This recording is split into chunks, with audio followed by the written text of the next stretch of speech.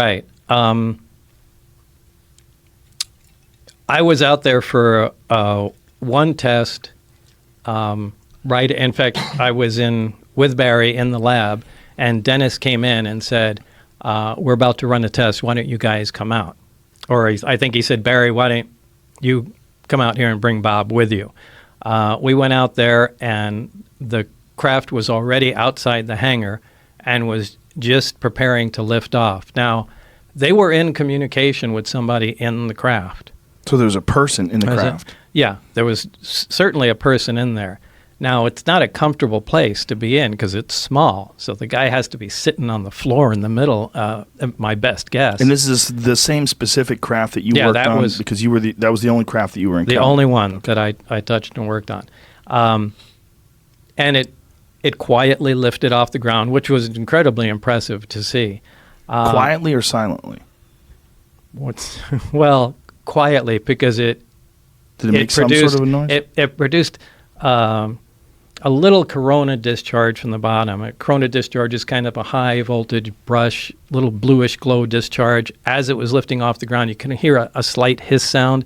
Now, as soon as it cleared the ground by about 5 or 10 feet, maybe even less than that, the hissing stopped and the blue glow disappeared. So it lifted off quietly, and then it hovered silently, if you want to be specific.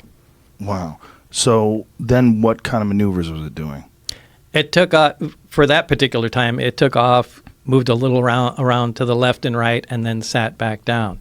The craft itself, they communicated with it because I saw the guy talking in a regular VHF radio to the person in the craft. And I even saw the frequency that was on the frequency counter of the communication, the transceiver there. But what's weird is he shouldn't be able to communicate with the craft with a radio. The radio wave should bend around the craft. I mean, it shouldn't be possible.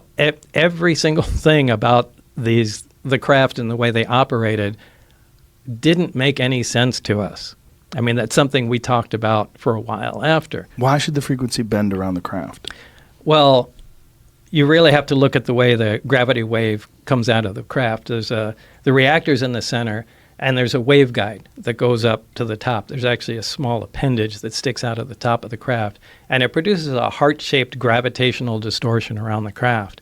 Now, if the craft is sitting in the air and you walk underneath it and look up, you actually cannot see the craft. The light bends around it.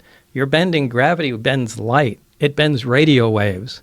It shouldn't be possible to communicate with a craft that has an envelope around it that's distorting all forms of energy. But they were apparently in contact with it. Somehow or another, so through some unexplained way that they didn't bother explaining to you. Mm-hmm. So this thing gets up, it just does some very simple maneuvers, left, right, goes down. And did they discuss this with you? I mean, they said they wanted you to see it.